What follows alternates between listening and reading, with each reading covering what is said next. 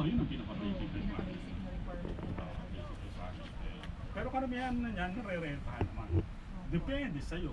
Kasi ang karamihan, may dala sila ng snorkel, tsaka mask personal, tsaka yung regulator. Kasi tsaka yung skin suit or wet suit. Kasi personal mo yun, kung ayaw mo talaga mag-share. Katulad nga, kung kailangan yung mag-regulator, kapalit ka ng mouthpiece, pwede rin yun. Pero karamihan, hindi mo nilulubog naman sa ano, na merong disinfectant.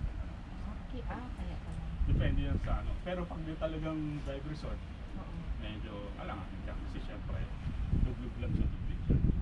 Asang. Kailangan pa rin May sarili ka. sarili. Kasi yun yung mga hygiene Oo. purposes. Tama, kaya pala, nag-ano ako kay Butch.